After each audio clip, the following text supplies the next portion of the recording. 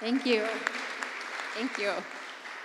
So, as you can see, we're doing a concert in the round. We did one of these in May of the Springs concert of 2019, so I'm just going to keep rotating. I'm so excited to see everyone here live tonight with a live audience. Beth already mentioned about the 6 virtual concerts that we had, and even though that was incredible, especially for us musicians, because it kept us sane and a reason to practice and to perform, and it was such a dark period in our lives. So these concerts, thank you, Anne and Vincent, were just for our mental health, if nothing else, so thank you.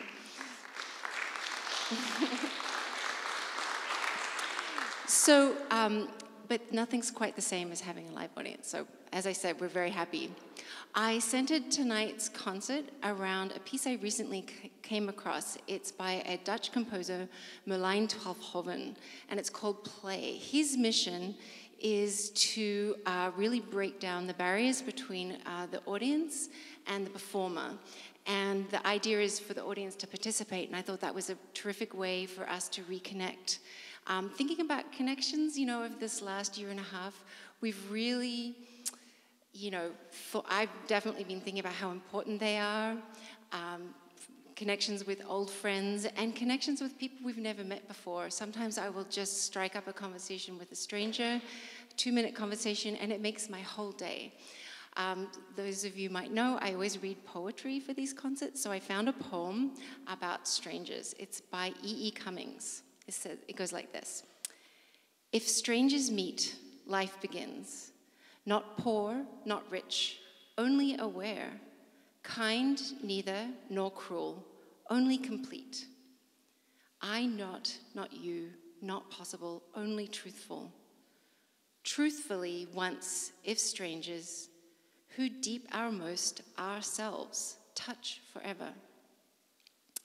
So if that's too serious for you, then I would like to quote from The Cookie Monster's Guide to Life.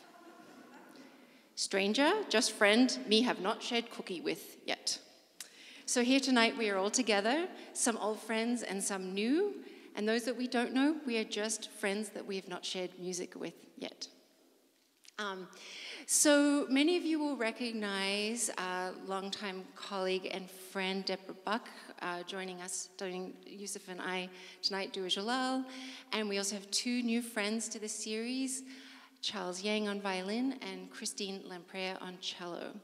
And the concert tonight is called Connected Play, and I'd like to welcome Debbie to the stage for our standard dose of solo Bach to begin the concert.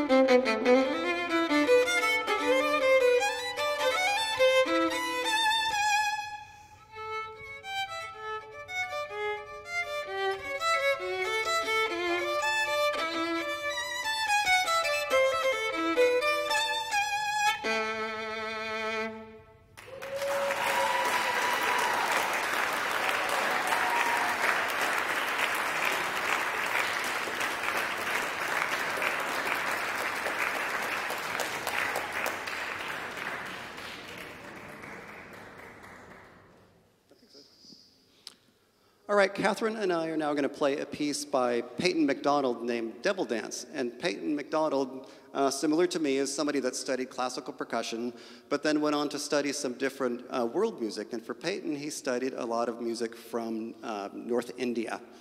And what he used for this piece, the inspiration is a group called Schächter.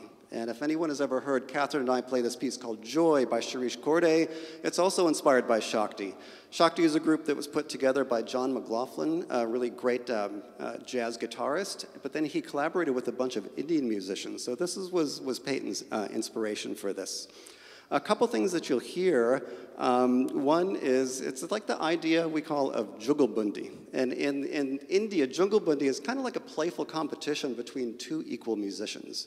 So sometimes Kathryn and I will be playing in unison. We'll be playing exactly the same thing. Sometimes we'll be playfully jousting back and forth, doing a little call and response.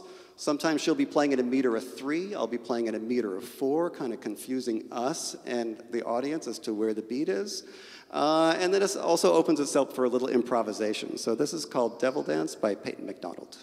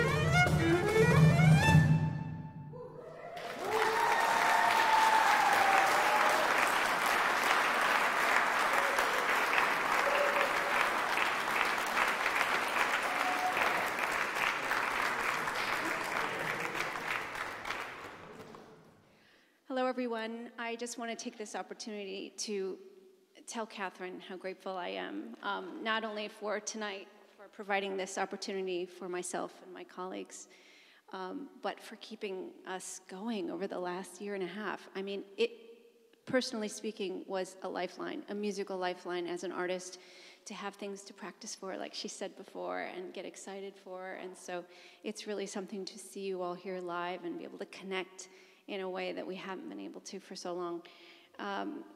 Just to say a little bit about the string trio, it's hard to imagine Ludwig van Beethoven as anything but confident, genius, you know, that just had no doubts about himself. But he was actually a little insecure about writing for strings, especially string quartets, because his former teacher, one of his many teachers, Franz Joseph Haydn, was like the king, you know, of string quartets, and he was writing and getting so much success for those, and Mozart as well. And so before Beethoven actually wrote his first string quartet, he thought he'd stick a toe in the water with string trios, and he thought, wow, I really think I'd give Mozart a run for his money if I do a string trio.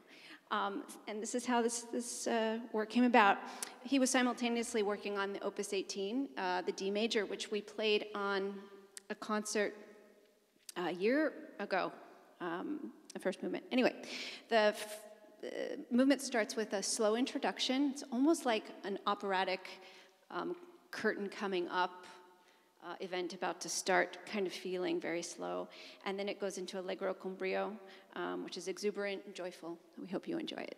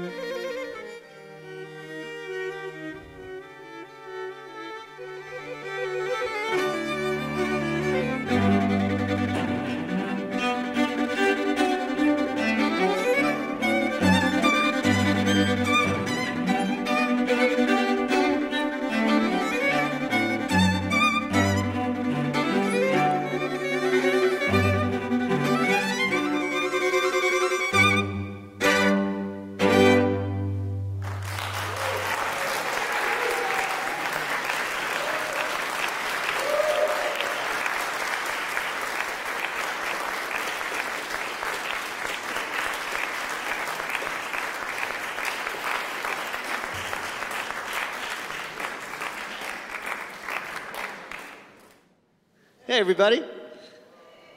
I'm the new guy. I'm Charles. Nice to meet you. Nice to meet everybody. Thank you. So what we're going to do right now is just what we're just going to improvise. Nothing's written down. We're just going to jam. And it's really interesting because I met Yousif years ago. when we did a big tour around the United States and Canada playing Persian music. And that was the first time I ever dabbled in that kind of music. But Yousif had been playing that for years and years. But we just learned last week that you were into AC/DC, I was into AC/DC. We both like the blues. We both like to dabble in other kinds of music. So music is a universal language. Let's get this going. I should stop talking.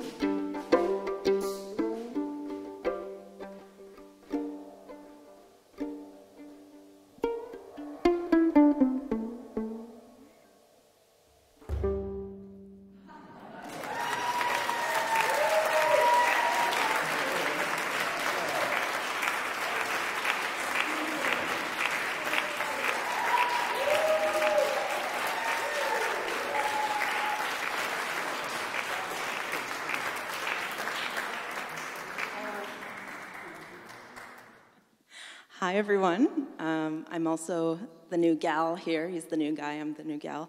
My name is Christine Lamprea. Actually, Charles and I grew up very close to each other. He grew up in Austin, Texas, and I grew up in San Antonio. And then we ended up in the same class at Juilliard. So it's a real pleasure to see him again and then also collaborate with Kathryn, Yousif, and Debbie. This piece is by a Costa Rican composer, Alejandro Cardona, and the piece is called Moyugba Orisha. Moyugba Orisha, Moyugba meaning reverence, and then Orisha being a deity of the Yoruba pantheon, which originated in Nigeria, but is still kind of perpetuated and celebrated in Latin American countries, which is why Alejandro Cardona decided to kind of pay homage to that culture with this piece. The piece is in 3 movements. I'll be playing 2 of them. The first one is called Elegua a la Lubanche. Elegua was the deity of destiny, whether that ended in disgrace or happiness. And there were many doors and pathways that he would go to and open for various people. So this Elegua a la Lubanche is kind of the door, one of those doors, and it was the door to divine dance. That movement is kind of, I think my own guess, it's not written in the program notes, but I imagine through the sound of that movement that he was quite a fickle deity. It's written in kind of a blues style. The second movement is called Ovanya, and that is honoring the god of fire, another god of dance, and the god of the bata drum, which I was talking to Yousif about earlier, and it's a drum that is used often to kind of establish a trance-like state in religious ceremonies. That movement is all pizzicato, which means I'm plucking with my right hand, and it's very fiery and a lot of fun. So I hope you enjoy the first 2 movements of Moyugba Orisha by Alejandro Cardona.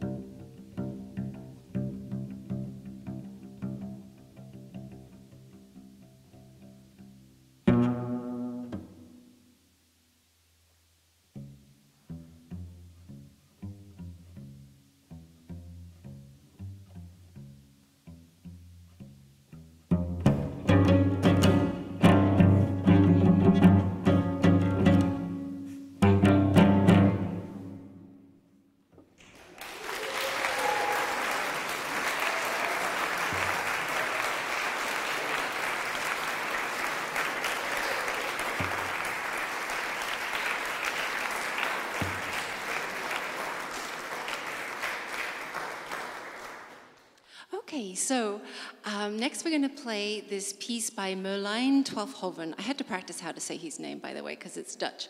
And so I like to say it as many times as I can, Merlijn Twaalfhoven.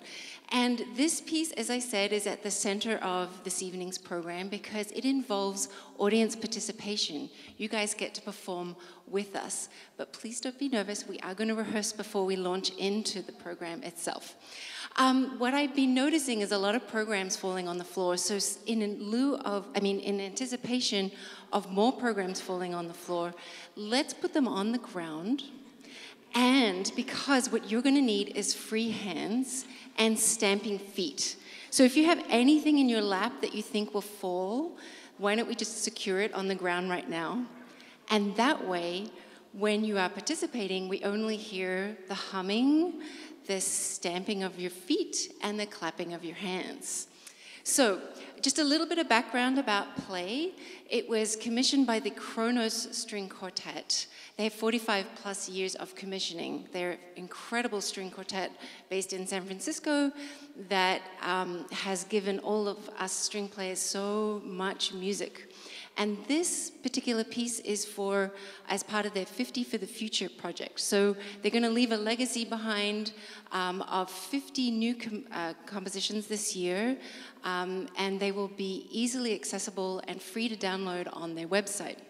So, of course, I went ahead and downloaded this for free from their website, and so you will get to enjoy this performance tonight. And this piece, as I mentioned, Merlijn's mission is to include the audience. So let's practice a little bit. The piece starts and ends slowly. And the first thing we're going to have you do is to hum along with us. The idea is to try to match the pitches that we are playing. But if you don't, that's okay too. Really, it doesn't matter. If you can be part of the chord, awesome. If you don't, doesn't matter. We're here to have some fun. So we're going to just practice a little bit. And what we can do is, since we're all facing like Christine's facing you guys and Debbie's facing you guys, et cetera, what you guys can do is really just focus and copy whatever your particular string player is doing. So let's practice. Christine, would you like to start with the chords?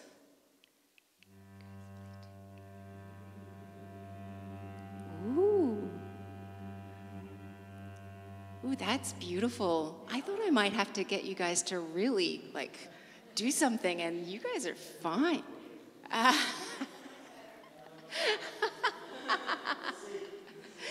Okay, so the next thing you're going to do is stamp. Now, this is a very boomy room, right?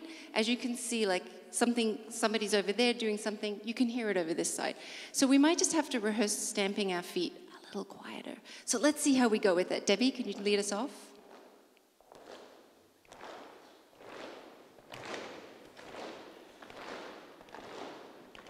Okay, no rushing, right? Nice and steady. If you can't see our feet, then just feel it, right? Just like your heartbeat. Yeah. Okay, so can we try a little bit softer? So we're going to be really good chamber musicians tonight. We're all going to really make sure that you can hear the quartet at all times, right? Because otherwise, you know, I don't know. Great. And then the last thing, thank you, Debbie, is that we're going to clap. And since we're holding our instruments, we're going to clap on our thighs. But you guys can clap on your thighs, your knees, or you can clap like a regular person. And so let's practice that clapping. Thank you, Yousif. And Charles, can you lead us off with some clapping? Okay, hold on.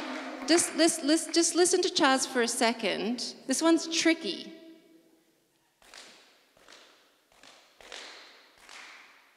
Yeah. Ba, ba, ba, ba, ba, ba, ba, ba, ba, ba, ba. 1, 2, 3. 1, 2. Yeah, that's it. Aha. And there's just going to be 2 more directions that we give you.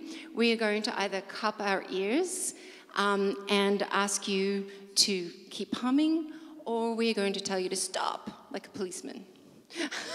Okay? That one's pretty obvious. All right, so we hope you enjoy Play by Merlijn Twaalfhoven. I like saying that name. Good luck, everyone.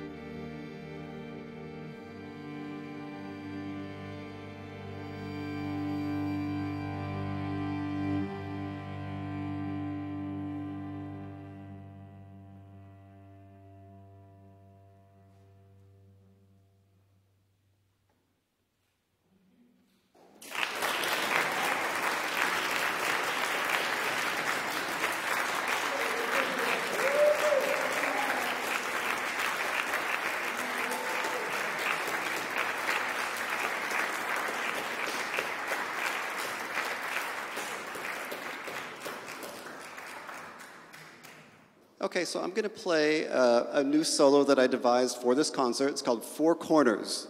And yes, I realize the irony that we're in the round and I called it Four Corners, but maybe I'll explain that later. So I have 4 different drums from very different cultures sitting around the room. The first one is the kanjira. It's from South India.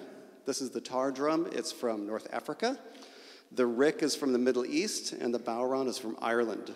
And they're very different instruments, but they definitely have something in common. One thing in common is that they're all members of the frame drum family. A frame drum is a drum with one thin drum shell and one drum head on the front. So I called it Four Corners because of a recent trip that I took with Kathryn and our daughter Soraya, and we went to the Four Corners National Monument down in it's where Utah, Colorado, New Mexico, and Arizona all meet. And you know, those states are very different from one another, but obviously they have a little bit in common, and this is about a connection. So this is why I named it Four Corners. So as I go through, I'll try to find some way that, you know, these drums relate to one another. It might be that they use the same type of vocal syllables. It might be that they play the same rhythm in the different countries, or that they use the same similar playing techniques in different countries from where they come from. So this is the world premiere of Four Corners in the Round.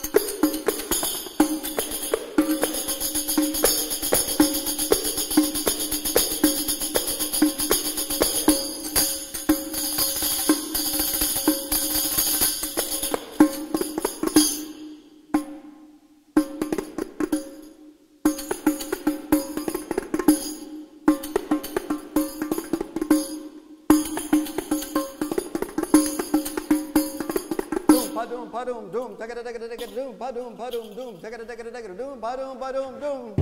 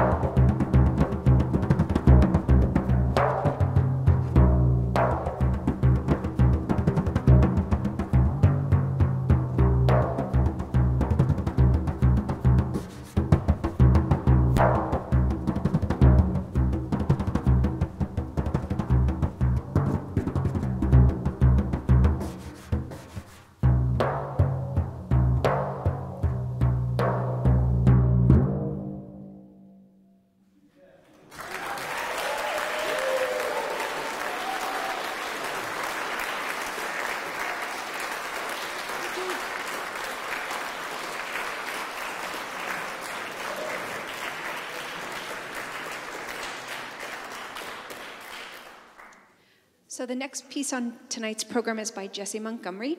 She is a young American composer living in New York City, and her career has exploded this last 2 years, and she is now a resident at the Chicago Symphony and the New York Philharmonic. I'm just going to read a little bit about what she says music means to her.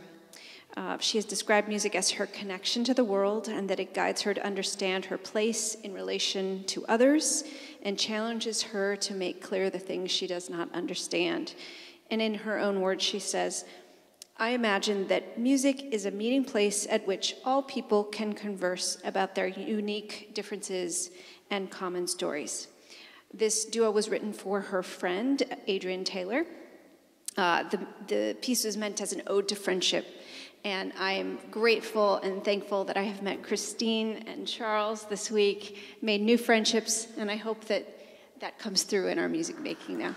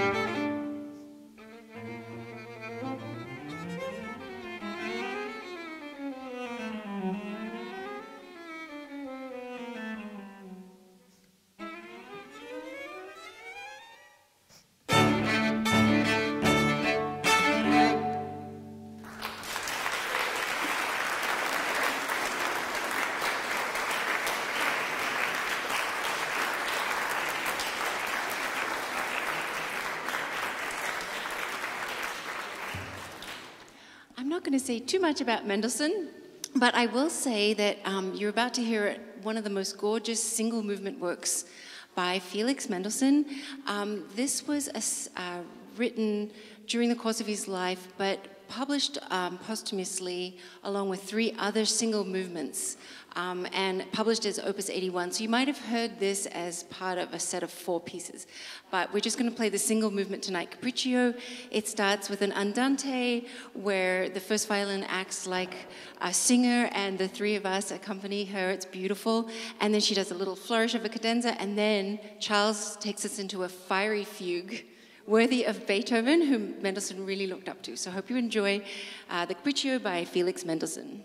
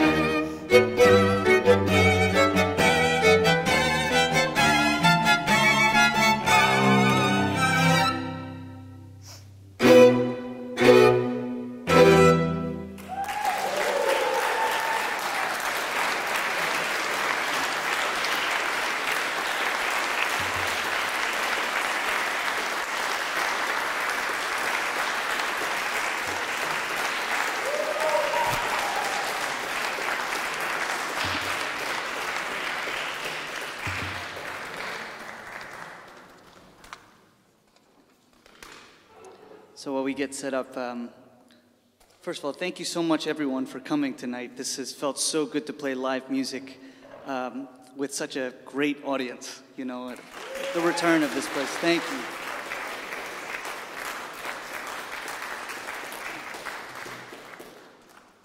you. This last piece is a piece I wrote that on a couch in New York City. And it really just derived from me being really loopy in the head and just came up with this technique that involved me playing with my bow and plucking the strings at the same time. It goes something like this. Something like...